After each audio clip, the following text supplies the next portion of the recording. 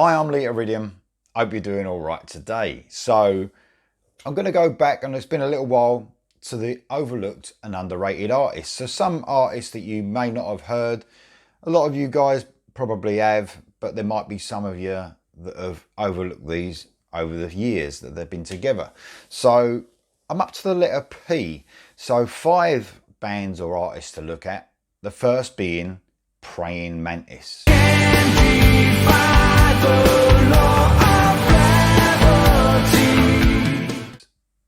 So this band, Praying Mantis, English band, started a long time ago, actually formed in 1974, part of the new wave of British heavy metal scene, along with Maiden and Saxon and all those bands.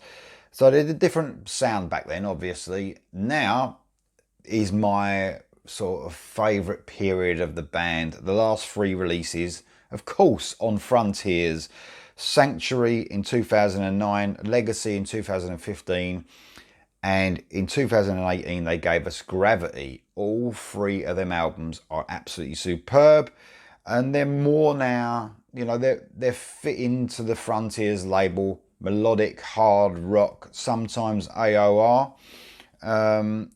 All 3 great albums. Check out that band, because, you know, a bit like me, weren't into Praying Mantis when all them years ago in the 80s and that. It may have put some of you guys off if you didn't like that type of music. But although some of those bands obviously were good back then, but Praying Mantis for me weren't one of them. It didn't click with me at all. But the last 3 albums have been absolutely fantastic. Check them out. The next band I want to look at is Perfect Plan. Now you better walk alone. You better be... So, Frontiers again, Swedish band this time. The extraordinary singing talents of Kent Hilli.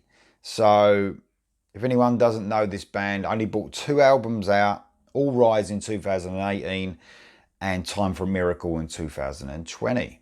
2020 hit one of my best albums of that year. Kent Hilli's voice is just outstanding. A lot of people calling out for him to, you know, get Survivor back on track now that the late Jimmy Jameson has gone. And you can understand that he would be great fronting Survivor. He's got an absolutely such a powerful voice. This is a little bit, this is melodic hard rock, if you like, sometimes melodic rock, a little bit of AOR. Now, Kent Hilli's got a debut album coming out called The Rumbles. It's coming out really soon. I reviewed that album and it's brilliant. It's a little bit softer than this. This is a little bit heavier. Perfect Plan. They fit in with the Eclipse and, you know, crazy licks and heat sort of side of it. Perfect Plan do. Although a little bit lighter, I would say, but absolutely brilliant band. Check out the 2 albums. Next up is Passion.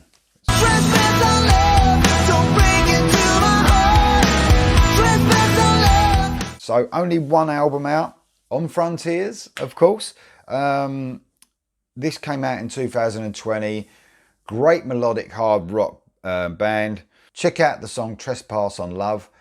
Absolutely fantastic slice of melodic hard rock. Really catchy. This band sort of came from another band that I liked, who only had 1 album out, called the band were called Night by Night.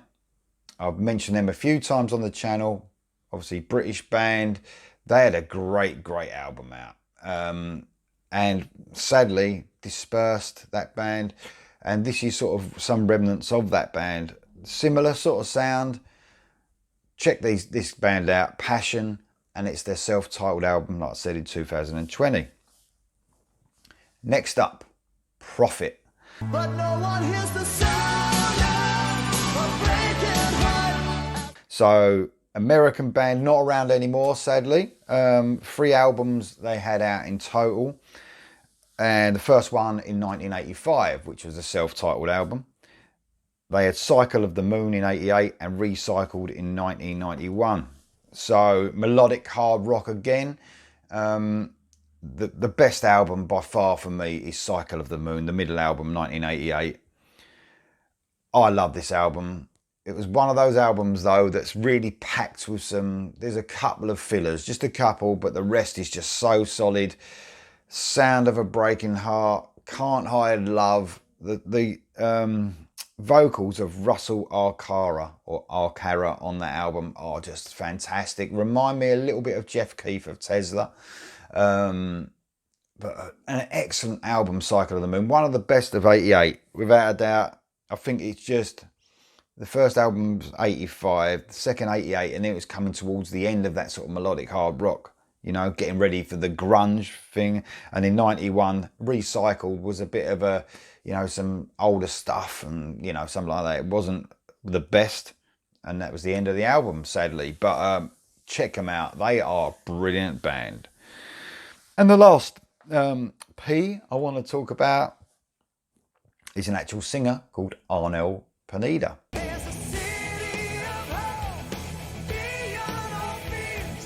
So some of you might be thinking, well, overlooked, underrated.